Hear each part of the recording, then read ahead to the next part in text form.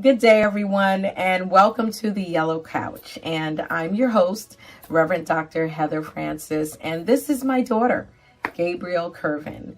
And today we're going to give you part one of understanding and debunking stereotypes surrounding mental illness. And in this episode, we're going to take a look at dissociative identity disorder. And my daughter Gabrielle is going to define it and she's going to describe it. And then in part two, she's going to talk about some of the common misconceptions and questions that surround this disorder. I believe this is really relevant right now, even with what's going on with the pandemic. People who suffer from mental illness, they could be a little bit worse. So I think that this is really going to be a very educational program.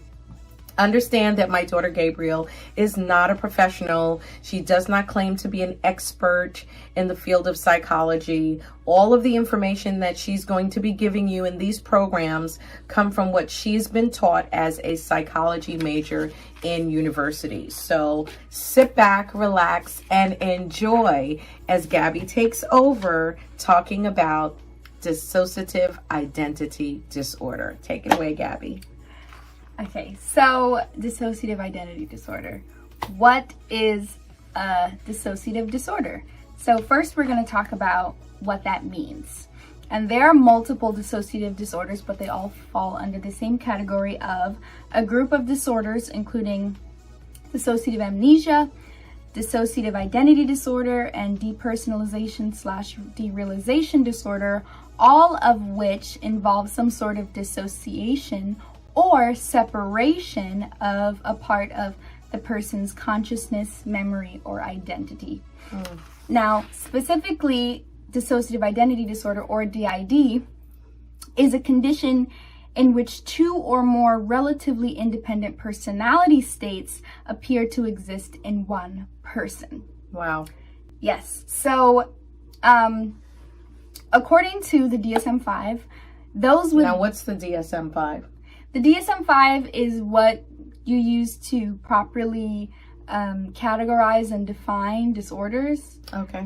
It keeps you up to date. Okay. I don't have the proper definition of it, but that's the general gist of what it is. Mm-hmm. So according to the DSM-5, those with DID have a disrupted sense of self and show alterations in behaviors, attitudes, and emotions when these alternate personality states occur. So the alternate personalities, they're known as, those are alters, right? When those are alters. Okay. So a term that is most, I guess, easy for people to understand and is widely used is multiple personality disorder. So this disorder used to be called multiple personality disorder, but according to the DSM-5, now it is called dissociative identity disorder. But why would they change it? Because it's more, they think, I'm not a professional, but it's more like, it's not multiple personalities, it's multiple personality states, which is different than having multiple personalities. A way that one person... So it brings more clarity to it. Right, essentially. Instead of saying you have multiple personalities, it's like, no, I have a broken up identity, kind of. Okay. A way that somebody described it to me, I was watching a YouTube video of this girl, her name is Dissociated on YouTube. And she described it as like if a piece of glass fell on the floor, that's, you know, like those would be the different alters. But it's still one mirror. Wow. Or okay. one piece of glass. That's a great analogy. Right. So some of the common symptoms with this disorder in particular are memory loss or amnesia of certain time periods, events, people, and personal information. So this can be lapse of time. I know for some people this could be a good example. If you've ever seen the movie Frankie and Alice. That was a very good movie. Halle Berry. Yeah, Halle Berry. Really good movie. And it's a true story. Yeah. Yeah. And she had two personalities, or three. I can't remember. I think she had a few. It was a few. Yes. Yeah. I don't remember it off rip, but she would lose time. Right. I think she was a dancer at night, and she like wouldn't remember her days at all. But she would be out and about, but her different alter would be fronting, so then she would have, lost time. Yeah, and one of her personalities was a Caucasian woman, which that blew me away because she's an African American woman, but one of her alters was a Caucasian. And when she looked in the mirror, I loved how they depicted it in the movie, because when she looked at herself, she saw an actual Caucasian woman, even though she was an African American. So this is a real thing. Like, Yeah. it's very real to that person, and that's why it should be taken very serious. Yes. So another common symptom is a sense of being detached from yourself and your emotions, which I didn't know was actually a common symptom of dissociating, but it seems as though throughout all of the dissociative disorders, that is a common theme of feeling detached, which is that sense of dissociating, because to dissociate means to sort of separate from yourself. Some people even feel like they're watching their body, like they're not even in their body, which is very interesting. So now we can talk about these alters, which I have a question. Oh, yes. Is it that the person is protecting themselves? Because I kind of looked at some videos to prepare myself for talking about this, and I realized with looking at people who had alters, almost every single one of them had one of the personalities was there to protect the person, and I found that really interesting. And we're gonna get there. That's just what I was getting into. Okay. So alters have roles. So in many cases, the role of the alternate personalities, is to protect the emotional well-being of the main personality from stress or trauma. So is it your mind protecting you? Is it a way that your mind is almost compartmentalizing and protecting you from, in a way, whatever trauma happened to you? In a way, I think that's a good way to describe it. Yeah. Wow. Yeah. The process of dissociation and switching to an alternate personality state usually occurs during highly stressful situations. Wow. So it is a protection. Right. So some people develop alters when they're very small and they go through abuse. There are case studies that sometimes it happens after you're in an abusive relationship, or, something traumatic happens to you, and that your brain kind of protects yourself and builds this alternate personality to deal with the thing that you can't deal with. Wow. That's your mind is powerful. Very. Yeah. So the alters often make their appearance to help deal with difficult situations faced by the primary personality. And for an example, I have a case study, this is not a case study, but it's just an example used in my textbook, and I'm going to give it to you guys. So it says, for example, Kristen, a 19-year-old, reported being overwhelmed with stress during interactions or confrontations with her peers or parents. Her primary personality was compliant, depressed, and helpless, even to the point of depending on her mother's advice as to what to wear. Zach was the alter who displayed anger and aggression. She spoke with a clear, forceful voice, defined herself as a lesbian, and served as Kristen's protector. Wow. During childhood, when Kristen was bullied by other children, Zach would appear to make them stop. Zach was initially concerned about therapy, worried that she would be killed off once Kristen was no longer needed her. Wow. But later became a willing part of Kristen's fully integrated personality. So is that the goal of therapy for someone who has dissociative identity disorder, is an integration? I believe so. I believe the goal for having any mental illness and going to therapy is just being able to function in your day-to-day life, because that can be so hard for so many people that struggle with these abnormal disorders and have trouble just living their day-to-day life. Is just some sense of normalcy. So if integration is what helps them live a normal life, then I'm sure that is what they will try to do. Yeah. Wow, that's great. Okay. So there is a lot of controversy surrounding diagnosis, which I didn't know. But DID is both complex and intriguing. And it's still a rare diagnosis. You don't see many people diagnose it, like many doctors diagnosing it. It's more like self-diagnosed. because But why is that? some clinicians contend that DID is relatively common, but that it is often not recognized and diagnosed, okay? And other practitioners, however, believe that DID is rare, that the increase in numbers may be due to clinician bias, the use of faulty assessment, or the use of therapeutic techniques that increase the likelihood of DID diagnosis.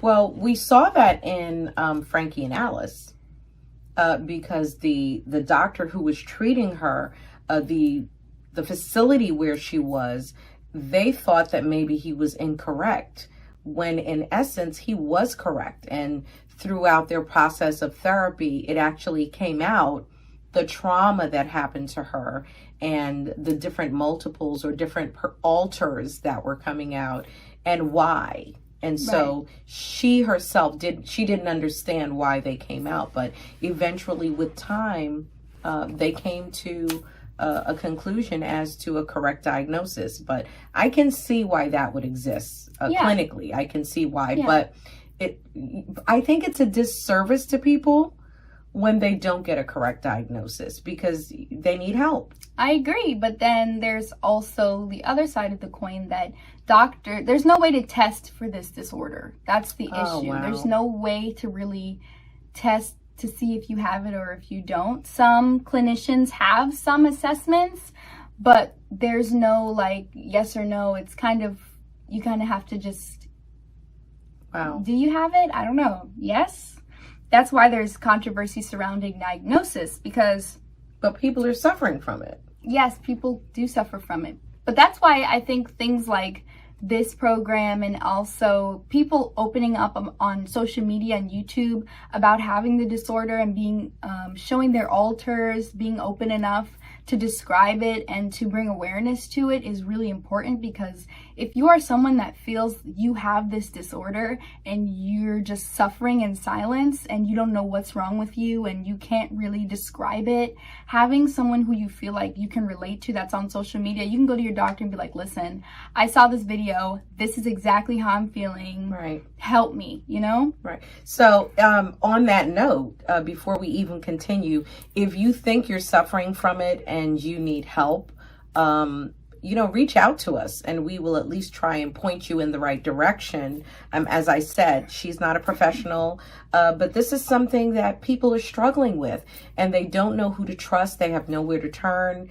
And we will definitely be able to point you in the right direction. Just, message me and we'll get you the help that you need, because you should not have to suffer, as Gabby said, you should not have to suffer in silence. Right. And the stigma that involves mental illness, it's unfortunate, considering that it does exist and it's a real thing. Right. And, there should be resources for everyone. So we want to be there for you. So tell us more about it. So more on the diagnosis controversy. The temporary dissociation symptoms such as alterations in memory, thoughts, and perception, or a sense of depersonalization or feeling detached or numb, as we talked about before, are fairly common symptoms during periods of stress. Okay? So stress kind of triggers it. Well, no. What I'm trying to say is, like, sometimes symptoms that are also of dissociative identity disorder can be mistaken for simply stress. Oh, okay. Right? Because it says that temporary dissociation symptoms such as alterations in memory, thoughts, and perceptions, or a sense of depersonalization are fairly common symptoms during periods of stress, which is another reason why it's so hard to diagnose DID. Makes sense. So some clinicians may mistakenly interpret these symptoms as evidence of DID. Okay. And then they misdiagnose, right? So because diagnosis depends heavily on self-report, feigning or faking is always a possibility, which is another reason why it's so hard for clinicians to diagnose this disorder. Differentiating between genuine cases of dissociative. That's kind of sad that someone would fake having mental illness. That's really sad. They may not be faking, but maybe it's misdiagnosis, like I said before. Maybe they have all the symptoms, but they don't have dissociative identity disorder. If someone is faking, that's a whole different situation. I would hope not. That's like, you need to search yourself. Yeah. So, because there are people with real problems that need real help. And that's why we're here. That's why we're doing this. Yeah. And we can actually talk about some statistics as far as age and gender. Oh, so is there a variance? So the percentage of DID cases who are male is much lower than the percentage of reported child abuse histories for males and females. So it's less? So it's less for men. And more for women. And more generally. Generally. Okay. Which is interesting, I thought, because it's not really, because women are abused. I think women are abused more. Yeah. So it just makes sense. The numbers make sense. Yeah, it does make sense. Wow, that's actually sad. Women, we've got to stick together.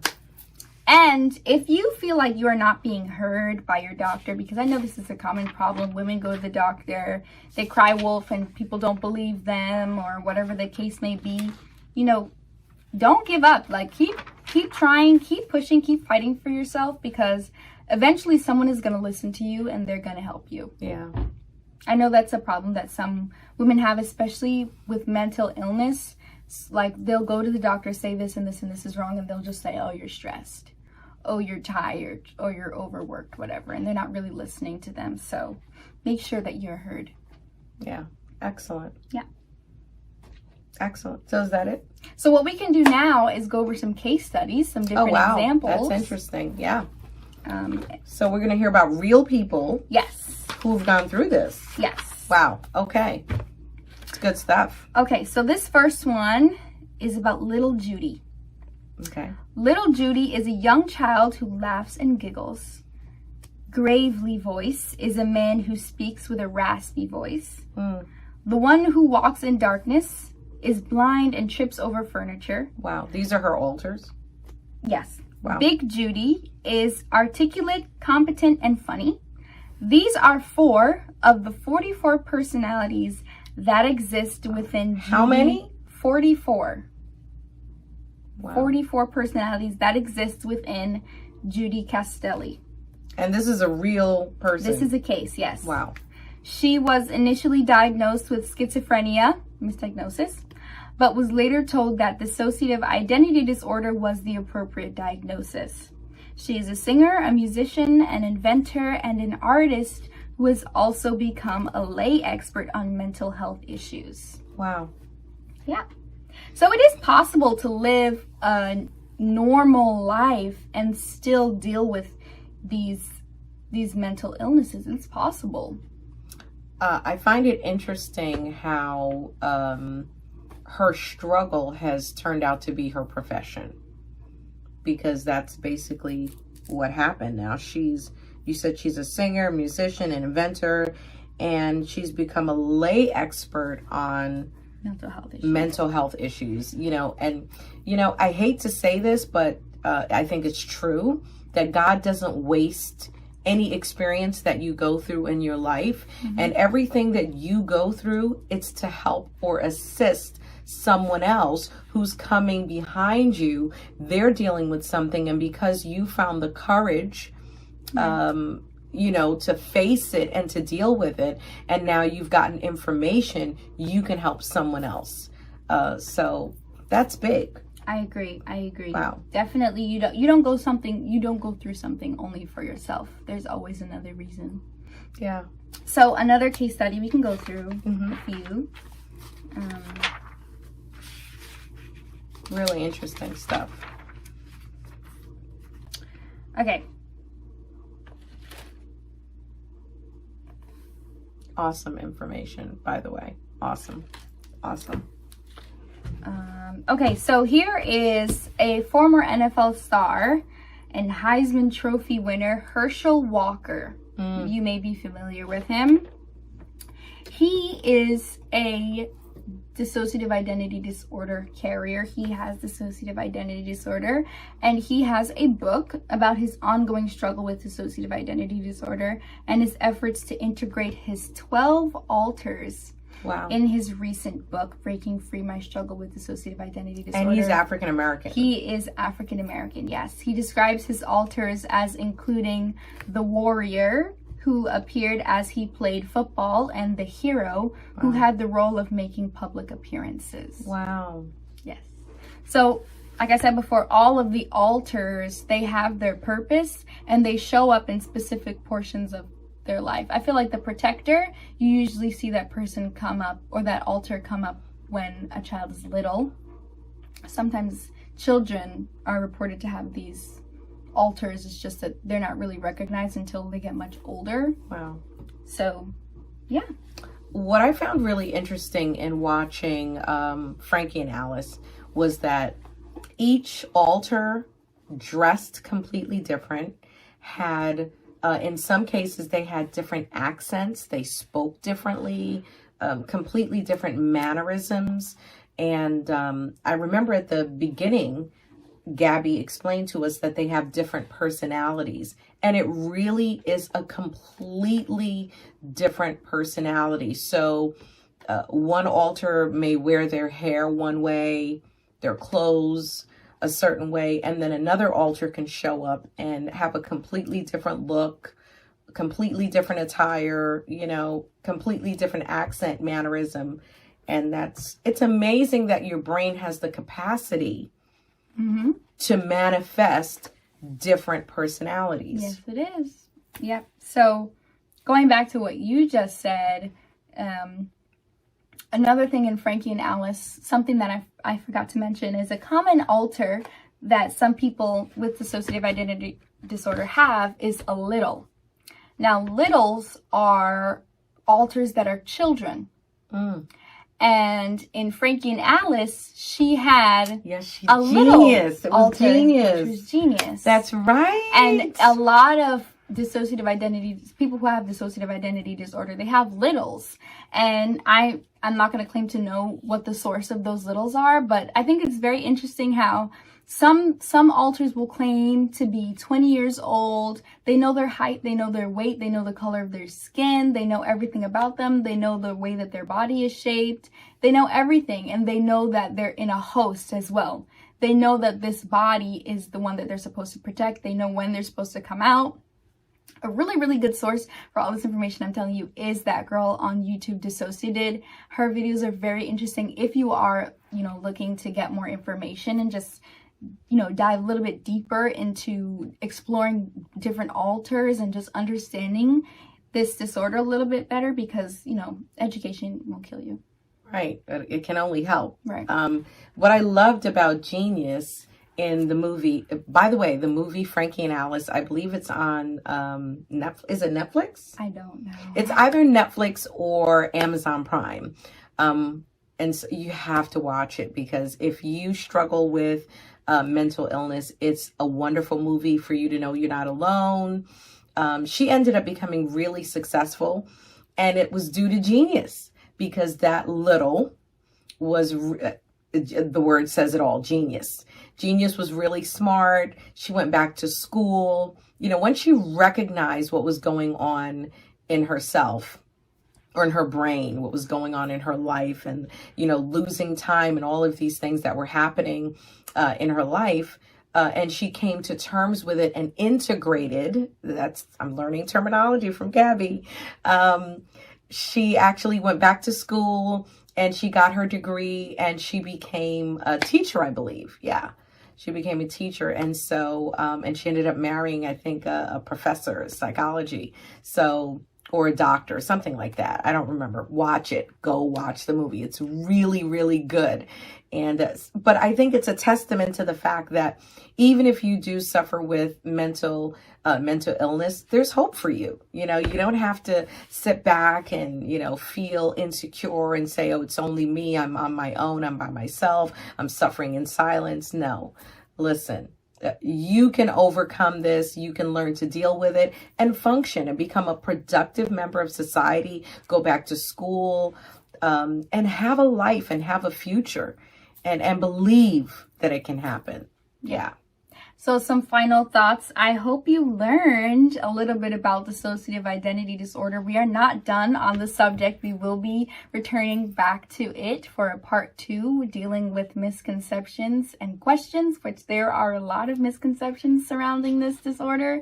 So I hope you will join us for that next episode. And please, for this next episode, I hope that you'll watch Frankie and Alice, because it is one of the more accurate movies about dissociative identity disorder. Some of the other movies are not as accurate. So if you are looking for a movie that you think will help you understand this disorder a little bit better, that's a good one to watch. Wow. Wow. This is awesome. Gabby, thank you. Thank you for your insight on the subject. And honestly, I'm looking forward to part 2. And honestly, for all of you out there, I pray that this program has been enlightening, and I pray it has been enjoyable.